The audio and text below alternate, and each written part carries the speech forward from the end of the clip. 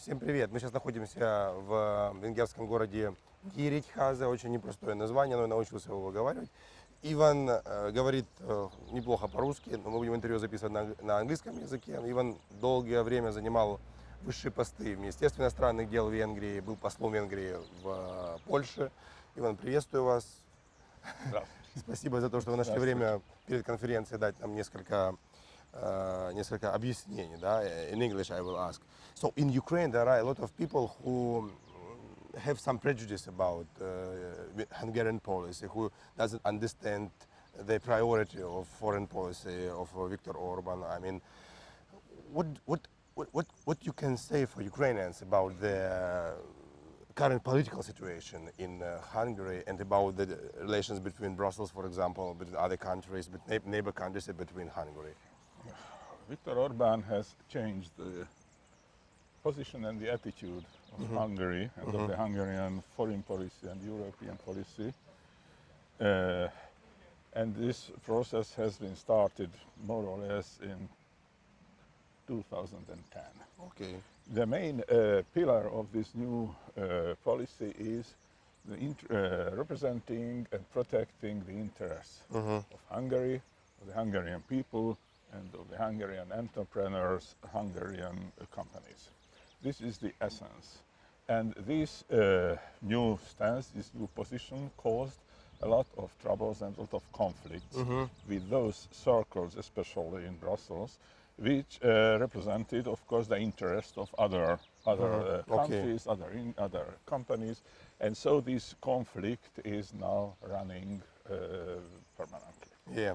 This is the essence of the position.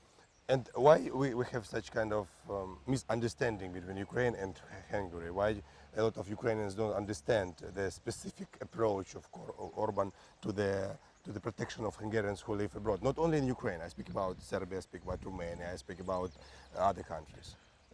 Hungary and Hungarians are in a special position in Europe because Hungary has the largest Hungarian minorities abroad.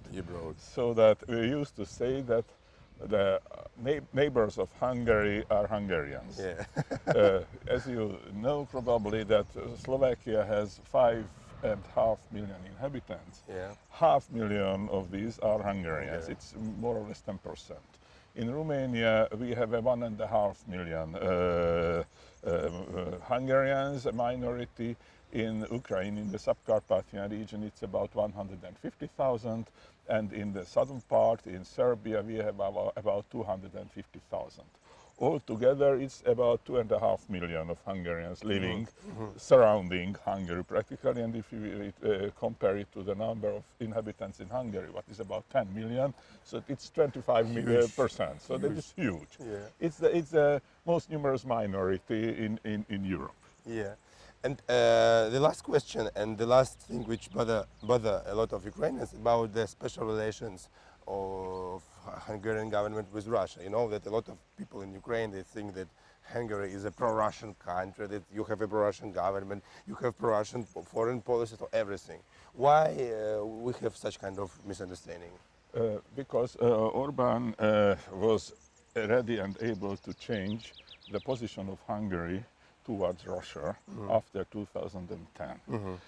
Until 2010, of course, that was the first phase of the Hungarian integration into Euro-Atlantic structures. The main issue was getting a member of NATO and becoming member of the European Union, yes. and the integration of Hungary into the European Union.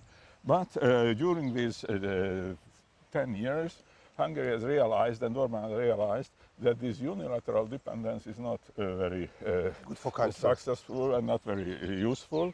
And on the other hand, the Hungarian dependence on Russian energy supply is very, very strong. More than 80% of gas supply is coming from Russia. The oil is coming from Russia. Hungary and Orban tried to diversify their supply, but this process is very slow and not very successful.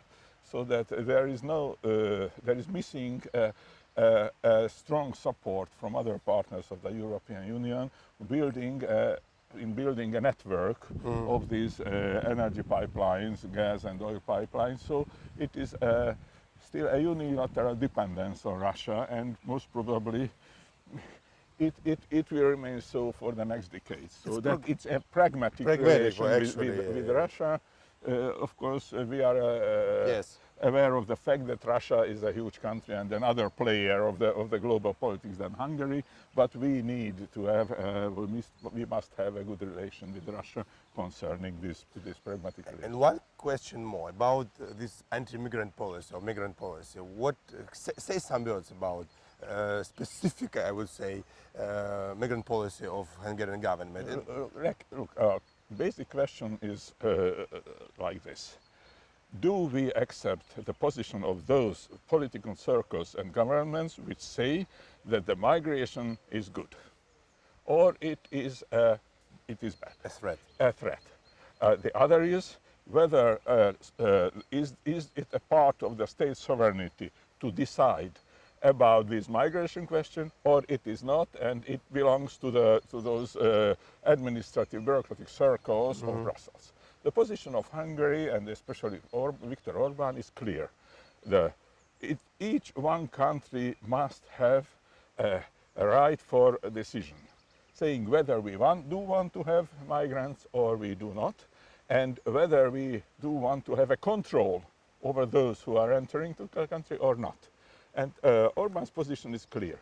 Hungary has to control its borders and must know who is entering to the territory of Hungary, and these huge masses without controlling it is unacceptable. The Hungarian society is strongly supporting Orban's position in this. This support in this is 80% in the country, because the Hungarian society is not Hungarian society has no experience concerning the migrants. In Britain, in France, in the Netherlands, they have a long history of it. For Hungary, it's like a direct threat. What if hundreds of thousands of migrants would come? How could we them integrate? How would they able to learn the Hungarian language, and so on and so on? What a burden for the Hungarian social system, and so on and so on. So that the Orban in this issue has a very, very strong support of the Hungarian society. Thanks for your some explanations of current foreign policy of Hungary and Viktor Orban. Thank you. It was a privilege for me. Спасибо. And I wish you all the best.